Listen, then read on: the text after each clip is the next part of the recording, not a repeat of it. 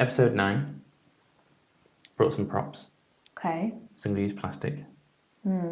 Individually wrapped items. And the importance that they're not just got rid of for the sake of the plastic. So we have mini rolls, Galaxy cake bars, and then some other things to show the difference between things that can be wrapped in foil and paper and things that they choose to be wrapped in plastic. Okay. So it's not just a case of the elderly. There is a choice from the manufacturers going on here. 100%. But you definitely need small individual items for reasons you will go on about. I will go on about. Enlighten. Okay, so single-use plastic and individually wrapped items is definitely necessary for a certain demographic. Okay, one demographic being the elderly, because they're accessible and they stimulate appetite. Plus, they're already prepared, so someone's not got to stand there and struggle trying to prepare something. Every other way of the world, I think manufacturers could make way more effort to wrap things appropriately. They're in paper. Most of the stuff isn't. It obviously can be done. People just choose not to. That's because they're aiming at parents, probably, and the guilt factor.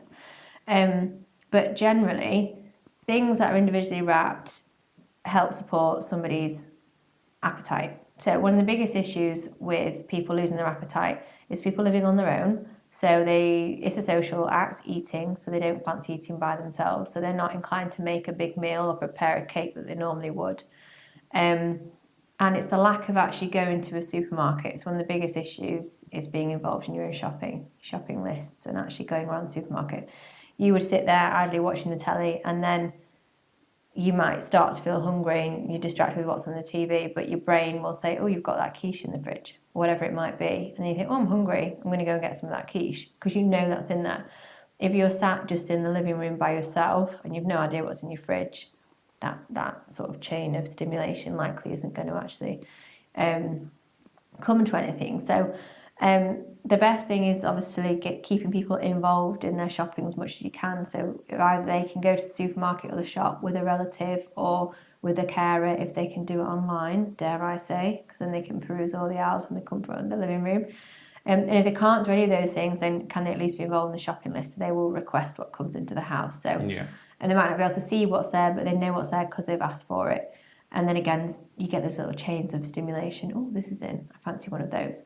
The individually wrapped things, another way that it helps stimulate appetite, because if you were going to leave out a mini roll, because I said, no, I don't want any breakfast, nutritionally that's not particularly sound, but you can almost guarantee if I ate a mini roll, then my appetite would be stimulated, and I think, oh, yeah, I probably could eat that toast actually. And then that leads on to other things. How many times do you sit and watch a film and you start eating one thing and then you're like, oh, actually, I could eat something else.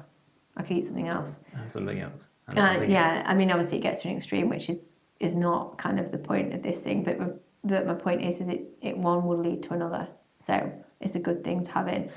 They're a nice addition to having a picnic plate. So if you're going to make someone a savoury cold plate for tea, you've got sandwiches, maybe a couple of sliced veggies, and this on the side.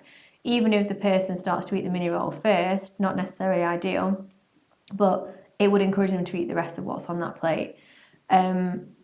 You'll have a malt loaf, saurine you call it, or someone else calls it, which is since why it's been called that in the household. But how hard is it to actually slice a piece of saurine? It's all sticky and squishy. What do you need to use to cut a loaf of saurine up? A bread knife. Does it take a bit of effort? A little bit. Yeah, it takes a little bit of effort. So if that's all individually wrapped, then someone can just go and get that piece. They've not got to fight and battle with it on the side. So there are lots of reasons why single-use plastic and individually wrapped items are definitely beneficial to the elderly. Definitely. Most of it is crap, but what's important at that stage of life is the appetite is stimulated, because then that leads on to consumption of other things. It's no good if there's no stimulation for appetite. We get lots of clients, families who stack beautifully arranged fridges with planned meals, and you take it to a client, they're not interested in eating it because they just don't fancy that.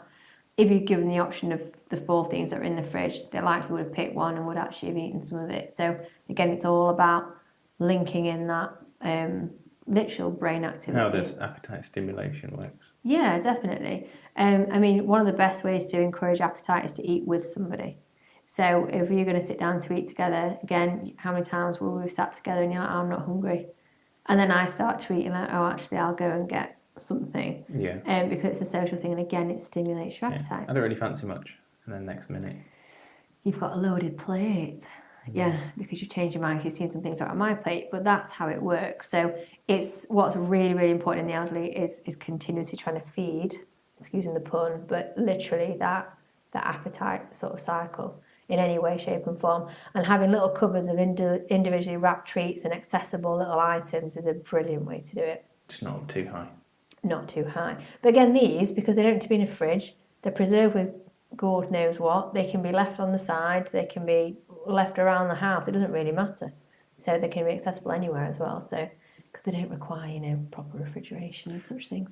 Although the things that do, such as the ready meals, are also very important and very handy. Definitely. Small portion sizes, quick to cook. Yeah.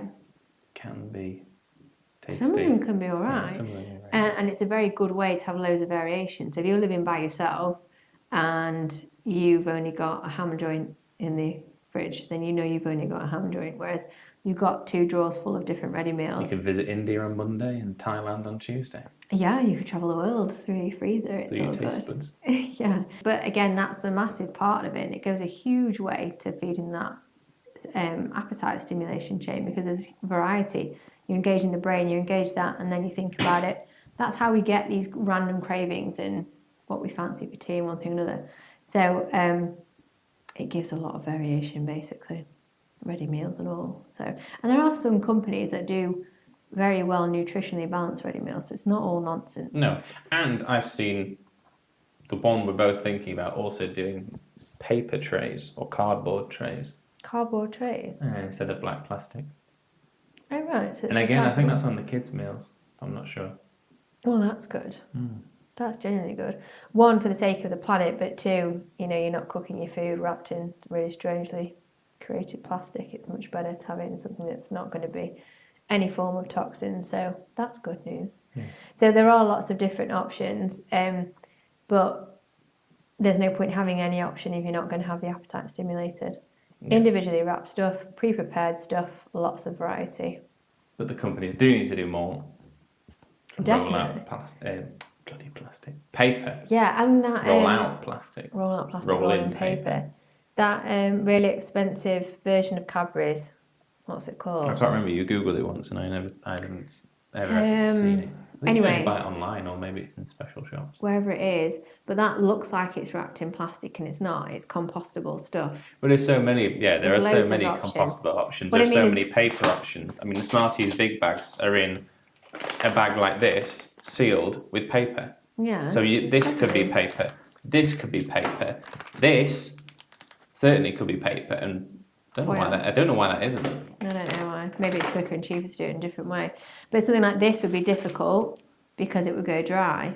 But if you wanted to use the Cadbury Dudes compostable plastic, whatever, yes, it's dearer, but it's an efficient seal and it's not plastic. So there are loads of options. Because not only this is plastic, this is not recyclable plastic. Yeah, so it's all rubbish.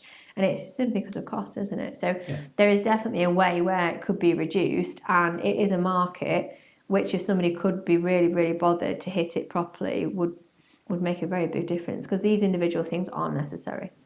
You think about kids, how many times you put like a little packet of raisins, mini breadsticks, all these different things, because you don't want to be caught in a situation where the child is bad-tempered, won't eat, won't do what you're asking them to do.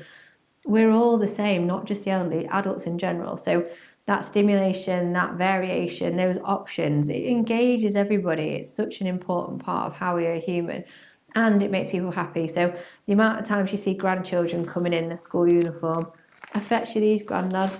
They're £1 from the shop. They feel like they can do something. It's nice. And then Grandad will eat them because George has bought them. So it involves everybody in the process of diet and nutrition, and again feeds that chain of stimulation for appetite. So it's all necessary, but as is smarter packaging, as it were.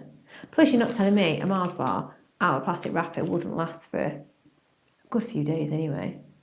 Well, yeah, it's probably a bad example.